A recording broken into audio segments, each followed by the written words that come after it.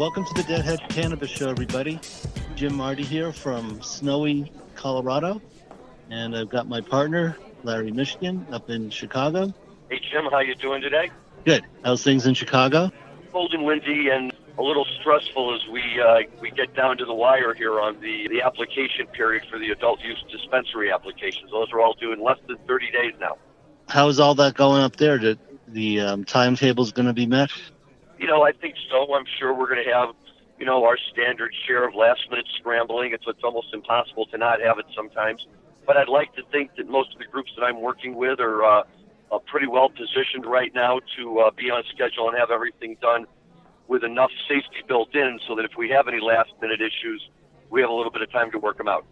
Some of the things that have been on the news about Illinois this week is that many of the cities and towns are opting out of having adult use dispensaries. Is that what you're seeing on the ground up there? It's becoming more and more of a problem as more and more communities are exercising their right to opt out. It's really creating problems in a number of different ways, but the biggest problem that it's creating are for those currently licensed medical dispensaries that have a right to apply for a license to make their facility a dual-purpose facility.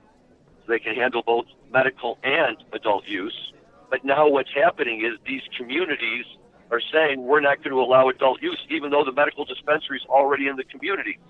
So they're being deprived of their right to exercise to turn into a dual-purpose dispensary. It's bad for them. It's bad for the state because that's one less adult use dispensary we're going to have on January 1. Right now, I believe there might be about 20 of them that have been formally approved by the state, and now they're in various stages of build-out and getting prepared. But that's 20 out of 55, and that's going to be it when everything starts on January 1st. These are going to be the places where people are going to have to go if they're going to get adult use, and we're all hoping everything's going to be ready. However, we just had a new wrinkle that was thrown into the mix here. Jim, one of the things I know we've talked about is the importance that the social equity component, and what an important role that plays overall to the Illinois program. And right. Go ahead. I'm sorry.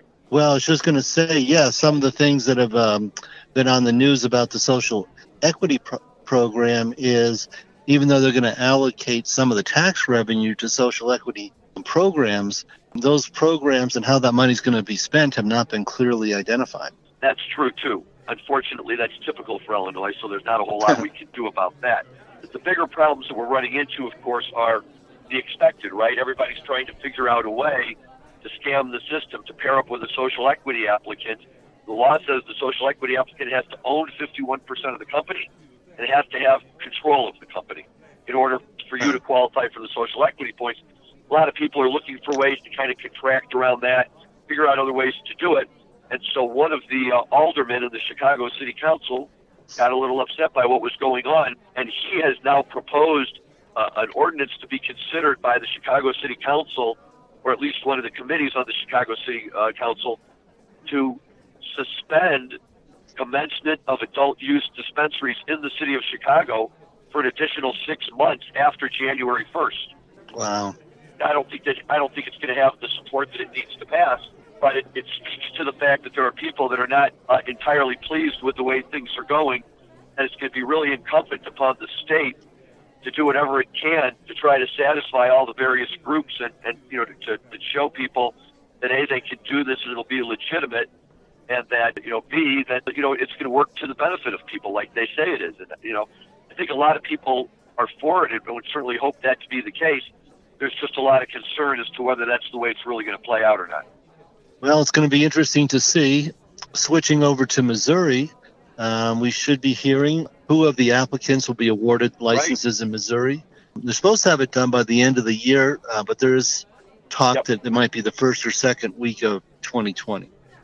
They've already extended the deadline. So what I say to that is, A, they obviously got a lot of applications, and B, good. I'd much prefer that they take more time and review it carefully than you just kind of skim through and say, well, we have to award it by a certain date.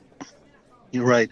No, a week or two is not going to make any difference in Missouri because this is the start of their medical program there. So unlike Illinois, where they've already got the medical cultivation in place for their adult use, Missouri's starting from scratch. So it's going to be 6 months to 8 months at least before people have their first medical harvest in Missouri. They got buildings to build, they got lights to hang, they got staff to put into place.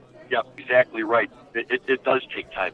And, it's interesting, going back to what you were saying about the communities, sometimes it's hard for the communities to understand that as well.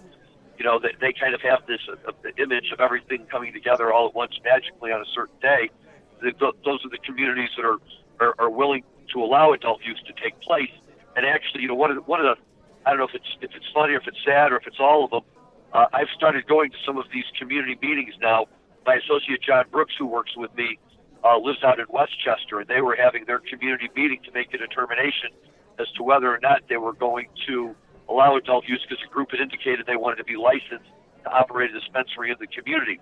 And what was really amazing to me, Jim, was the level of misunderstanding and misinformation that was being conveyed by the opponents, the people who wanted to say no adult use. Really kind of shocking in the sense that it was just shy of being reefer madness type of arguments. There were, I went on Google and I found out that there's some people who say it can cause schizophrenia. And I went on Google and I found out that all the kids start smoking a lot more. And I went on Google and I found out that the rate of auto accident deaths went up. The council was very nice and ultimately gave me a chance to speak. You almost don't know what to say in that situation, right? Because you have to be polite, you have to be respectful. It's kind of almost trying to argue against utter nonsense. And luckily, this community board was very willing to listen to what I had to say, and in fact was asking for follow-up. I'll give a cheap and shameless plug here really quickly to Paul Armentano, who's one of the assistant officers for NORML. And he has a book out with two other guys whose names I should know and I never remember. Particularly, it's called "If Marijuana Isn't So Bad, Why Is Everybody Driving Us to Drink?" And it talks about all the hypocrisy that we have and all the misunderstanding. And it goes about, it debunks these arguments one by one, and it provides full citations to everything they're saying. So you can actually read the argument, go see what the source is, and then you can go use the argument and know that you've got it backed up. And it's a wonderful book. This community asked me, because I mentioned the book to them, they said, "Can you please send us a copy? We'd like to see it." My thinking is, you have a community that's willing to take that kind of time and show that kind of interest, I'll send them books all day long. Right. Well, a few things, here in Colorado, we're still kind of the leading state in the country for legal adult use, and our traffic fatalities are flatlined. I think we're going to come in just under 600 fatalities this year in Colorado, which is the same as it's been for the last 5 years or so. So no spike in, traffic fatalities here in Colorado. I don't have the statistics at my fingertips, but my understanding is teenage use in Colorado is down or flat, but not rising. Every state that has introduced adult use, every state, teenage smoking has gone down.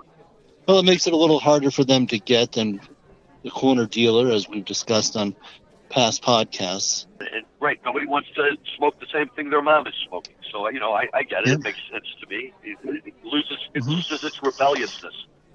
Yeah. What's really up among teenagers is vaping, and that's not necessarily marijuana-based vaping. It's nicotine. Right. There's all sorts of stuff going on with vaping, and since we all last talked, I don't know if anybody saw, there was a new update on the vaping crisis, and now, in addition to vitamin C acetate, which they're still saying shouldn't be used, it isn't good, they now think they've discovered a possible link between the illnesses and the metals that are used to solder the joints in the body of the vape pen, and that when the vape pens heat up, that they may be causing those metals to give off gases, and they're suspecting that might now be the cause as well. The bad news is obviously, the crisis is real, and there's people out there who have gotten very ill, and every now and then another person unfortunately succumbs to it and dies. But I think that this type of research and study is really important because, A, we've got to get this fixed so that people don't get sick. B, people have to understand this is not the excuse they've been looking for to say no marijuana in my community. This is not a marijuana issue. It is an issue that involves marijuana because of the technologies that it's being paired up with, but it's not a THC issue. Yep. Whether you're a Democrat or a Republican, you have to take heart in President Trump's recent comments that he didn't want to ban vaping or vaping products because it would just lead to a black market. Well, absolutely. Yes, and let me just say this, because you and I do a very good job of not talking politics. People can say whatever they want about President Trump, and Lord knows it's been said. This is the man who signed the bill that made hemp legal in this country. Yeah. He signed the First Step Act that's going to let 180,000 low-level drug dealers out of prison this year. No doubt about it. And you know what? People get credit for the things they do, and regardless of anything else he may do, I certainly give him credit for that. And I do like the way he handled the vaping crisis, because he's right. It's just going to drive everything back into the black market, and that's where the problem really exists in the first place. Yes. And as I've said many times, this is not a partisan issue. Legal cannabis for adults, medical cannabis. There's plenty of libertarian Republicans, as well as social conservatives who are against cannabis. The Democrats also have plenty of issues too, and case in point is the Illinois situation we were already talking about on this podcast. I agree with everything you just said. Sometimes I go to the opposite direction with it, right? Which is that Democrats and Republicans all like to get high. Yes, I suppose for some people on both sides of the spectrum, there is a morality issue involved with it. There's a proprietary issue involved with it. And whether you or I agree with that or not, I get that. We talked about how the Safe Banking Act passed the House with huge bipartisan support. The Rohrabacher Farr Amendment, which was a significant step taken to help curtail the DEA, Dana Rohrabacher is a Republican. Marijuana is a wonderful thing in that regard, and I love the way that it brings people together and gives them a common cause to fight for. And quite frankly, my hope is if you could find common ground on that, maybe carry it over and find some common ground on some of the other issues on which common ground would be a good thing. I want to take a quick break to thank you for listening to today's show. As the leading cannabis podcast network, we're constantly adding new cannabis podcasts to support our industry's growth. And that's why we're so excited to announce our newest podcast, The Cannabis Breakout. The show is about the thousands of Americans who remain in prison for violating cannabis laws that have long since been overturned. The Cannabis Breakout gives cannabis political prisoners a voice. If you're a former cannabis prisoner or have a loved one who is a cannabis prisoner, we want to share your story. Please go to MJBulls.com and sign up to be a guest. Well, moving on, because I want to touch on a couple things before this podcast is over and talk some music. But before we do, as we come to the end of 2020, some very interesting tax court cases have come out. Larry, the proper name of that California case is the Northern California Small Business Company versus the Internal Revenue Service, or the Commissioner of IRS. Yep. And what's interesting about that case is the dissent. So once again, the taxpayer lost. 280E has been upheld yet again in the federal courts. However, really good dissent by one of the judges, I don't have his name right in front of me, suggesting that tax rates in excess of 100%. And trust me, we see it every day. Every day. People are in excess of 100% tax brackets. We have some clients who have figured out how to be profitable, not getting all their deductions allowed. But for many of our clients, and Bridgewest has several hundred cannabis clients, as does Hoban-law, they find themselves in excess of 100% tax brackets. And is that not an excessive fine or penalty under the Eighth Amendment? And one of the judges, that was his dissent. So then move that along to Harborside, who's appealing $11 or $12 million worth of taxes related to 280E. I'll hand it over to you, Larry, because you're the lawyer here, and get your opinion on those two cases. You and I have had this conversation before. We're taking a rule that was really designed for an entirely different situation and trying to apply it into the cannabis industry, and never really been able to see all of the justification for any of it in the first place. But I think you're absolutely right. You know, when you talk about this issue that you're mentioning, if you're asking people to pay taxes on something that's, greater than what they can do, that does begin to raise serious constitutional problems. And let me say this, the D'Angelo brothers are an interesting pair. And I know that there's some people in the industry who think very highly of them. There's other people in the industry who may not think as highly of them. But as a lawyer, I will say this, they are indispensable, and not just them, but some of these other groups that are fighting too. They're indispensable to the ultimate success of this industry, because without people who are willing to spend their own money to fight these battles for the good of the industry, we would just always be defaulting back to the government's position, and we would never get anywhere.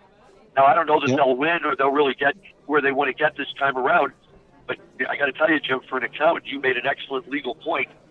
This is the way new law is often created, is that somebody writes a dissenting opinion, and 5 cases later, all of a sudden, we have the majority accepting what was previously a dissenting opinion, and now it does, in fact, swing back around in the direction where we want it to go, right? Right. Some of these judges just don't know. But after they hear 2 or 3 cases and they begin to see, they see another judge who's figured it out but couldn't convince his partners, this is how new law is created and how judges over time gradually change their opinions. We've already made great strides on 280E. You've been out on the front line fighting for it along with a lot of other people. And it's just a matter of time. But we need the people who are willing to spend the money and the professionals who are willing to take those cases, because that's how we're going to solve this problem once and for all.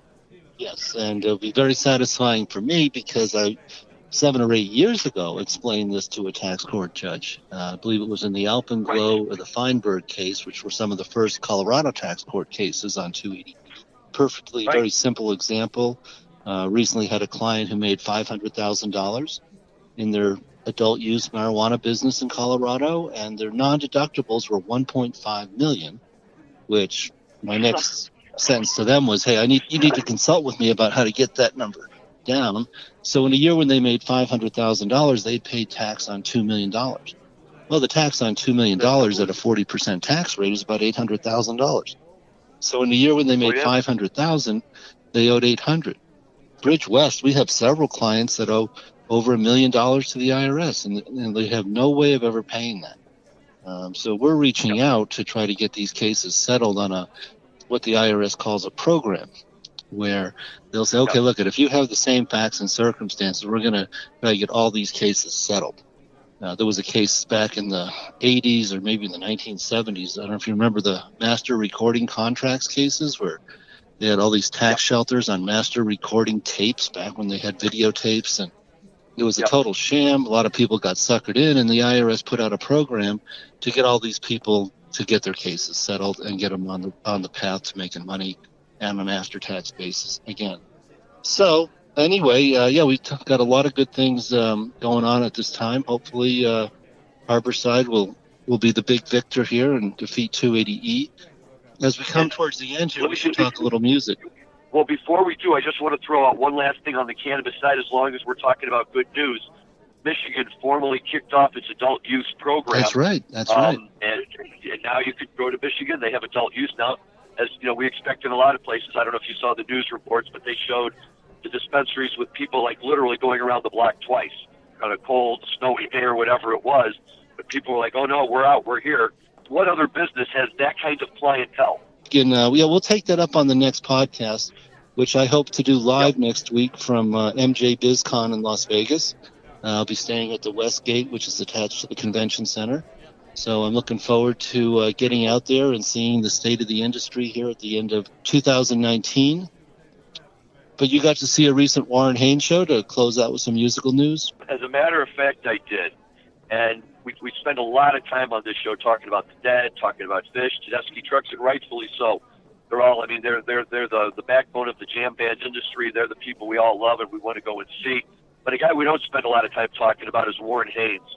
And I will tell you, right now, in my opinion, Warren Haynes is the greatest living rocker we have. Not saying he's the best guitar player, not saying he has the best voice, but the stuff that this guy puts out, right? He did the symphony orchestra rendition of the Grateful Dead music, and he plays with Government Mule, and he played with the Allman Brothers, and he's all over the place. And a couple of years ago, he put together a band, and they came to the Chicago Theater and a few other places, and it was for the 40th anniversary of The Last Waltz. And they did their own versions of a number of tunes that were played at that concert. They brought in some of the talent that appeared at that concert. Dr. John was there, a few others. They had Garth Hudson, the keyboard player from the bass, who's one of my all-time favorites. John Medeski on keyboards. Jamie Johnson on guitar, who I had heard of but never seen before. It was tremendous. They come out, they open up with Up on Cripple Creek and just dive right in and play it. a lot of the tunes, but then they started bringing out the guests to do some of the back catalog tunes. So Cyril Neville came out, and Dave Malone from the Radiators, and they did a great job of Who Do You Love. It was just absolutely amazing. My notes are, wow, great mid-song jam. They just cranked it out like nobody's business. They came out in the second set. John Medeski, playing the role of Garth Hudson from a couple of years ago, opened with a tremendous organ solo, and then they jumped into Chest Fever.